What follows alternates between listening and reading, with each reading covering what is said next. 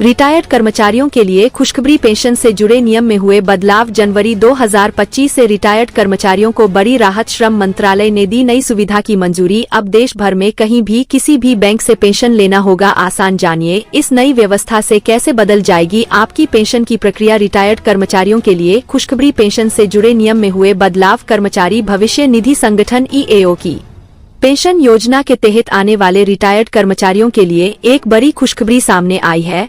अब रिटायर्ड कर्मचारी जनवरी 2025 से किसी भी बैंक या उसकी शाखा से पेंशन प्राप्त कर सकेंगे। यह बदलाव श्रम मंत्रालय के एक नए प्रस्ताव के तहत किया गया है। श्रम मंत्री मनसुख मांडविया ने कर्मचारी पेंशन योजना EPS 1995 के लिए एक केंद्रीकृत पेंशन भुगतान प्रणाली CPPS को मंजूरी दे दी है। क्या है केंद्रीकृत पेंशन भुगतान प्रणाली? केंद्रीकृत पेंशन भुगतान प्रणाली CPPS एक ऐसी व्यवस्था है जिसके तहत पूरे देश में पेंशन का वितरण किसी भी बैंक या उसकी शाखा के माध्यम से किया जा सकेगा। इससे पहले पेंशन धारकों को केवल सीमित बैंकों की शाखाओं में ही पेंशन मिलती थी। इस नई व्यवस्था के लागू होने से EPFO के 78 लाख से अधिक पेंशन धारकों को सुविधा होगी। श्रम मंत्री मनसुख मांडविया ने इसे EPFO के आधुनिकीकरण की दिशा में एक महत्वपूर्ण कदम बताया। उन्होंने कहा, केंद्रीकृत प्रणाली से पेंशन धारकों को देश में कहीं भी किसी भी बैंक से पेंशन प्राप्त करने की सुविधा मिलेगी। यह पहल लंबे समय से चली आ रही पेंशन धारकों की समस्याओं का समाधान करेगी और वितरण प्रक्रिया को निर्बाध और कुशल बनाएगी। कैसे काम करेगी नई प्रणाली? केंद्रीकृत पेंशन भुगतान प्रणाली EPFO की चल रही सूचना प्रौद्योगिकी परियोजना सेंट्रलाइज्ड AT एनेबल साइट्स 2.01 का हिस्सा है।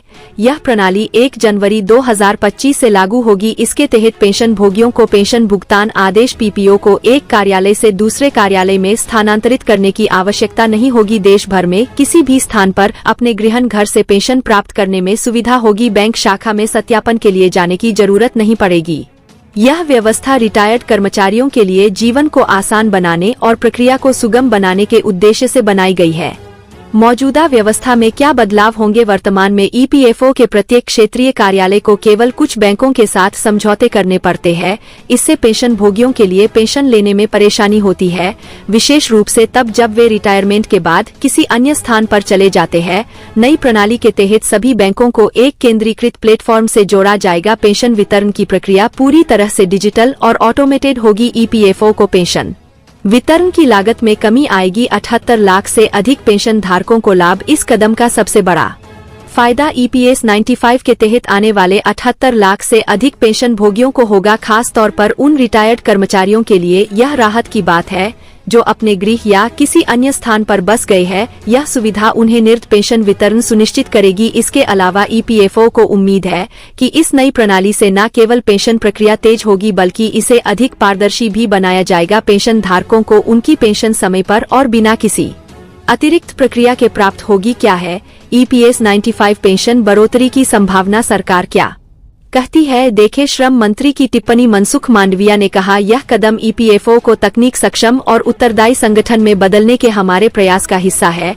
इससे सदस्यों और पेंशन धारकों की जरूरतों को बेहतर तरीके से पूरा किया जा सकेगा। उन्होंने आगे कहा कि यह कदम पेंशन धारकों के लिए वित्तीय सुरक्षा को मजबूत करेगा और उन्हें आत्मनिर्भर बनाने में मदद करेगा। नया सिस्टम आसानी लगाया। केंद्रीकृत पेंशन भुगतान प्रणाली EPFO के आधुनिकीकरण और पेंशन धारकों के जीवन को सरल बनाने की दिशा में एक मील का पत्थर साबित होगी। यह नई प्रणाली न केवल पेंशन प्रक्रिया को सरल बनाएगी बल्कि रिटायर्ड कर्मचारियों को देश भर में कहीं भी पेंशन प्राप्त करने की स्वतंत्रता भी देगी। 78 लाख से अधिक पेंशन भोगियों के लिए यह खुशखबरी न केवल वित्तीय सुरक्षा को बढ़ावा देगी बल्कि उन्हें उनकी पेंशन से जुड़ी समस्याओं से भी मुक्ति दिलाएगी। आने वाले वर्षों में यह प्रणाली पेंशन वितरण के लिए एक मानक मॉडल बन सकती है। EPFO पेंशन सरकार EPF में मिलने वाली पेंशन को बढ़ाकर डबल करेगी। वित्त मंत्री ने संसद में दिया यह जवाब। EPFO पेंशन वित्त राज्य मंत्री ने कहा, सरकार ने पहली बार 2014 में EPS 1995 के तहत पेंशनर्स को 1000 महीना न्यूनतम पेंशन दी। लेबर मिनिस्ट्री ने EPS 95 के तहत पेंशन को दोगुना करके 7000 महीना करने का प्रस्ताव दिया था, लेकिन इसे मंजूरी नहीं दी गई। EPFO पेंशन अपडेट कर्मचारी संघ की तरफ से लंबे समय से कर्मचारियों और रिटायर होने वालों के लिए कर्मियों के लिए कर्मचारी पेंशन योजना EPS 1995 के तहत न्यूनतम पेंशन बढ़ाने की मांग की जा रही है। पेंशन राशि में इजाफे के मामले पर सांसद असदुद्दीन ओवैसी ने लोकसभा में EPS 1995 के तहत न्यूनतम पेंशन राशि बढ़ाने से जुड़ा सवाल किया। उन्होंने पूछा कि क्या सरकार को ईपीएस 1955 के तहत पेंशनर से न्यूनतम पेंशन में इजाफे को लेकर अनुरोध संबंधी कोई आवेदन मिला है। इसके अलावा उन्होंने पेंशन बढ़ाने से जुड़े प्रस्ताव का भी बड़ा मांगा। प्रश्न के जवाब में वित्त राज्य मंत्री पंकज चौधरी ने बताया कि ministry of labour and employment को ईपीएस के तहत न्यूनतम पेंशन राशि बढ़ाने का अनुरोध मिला है।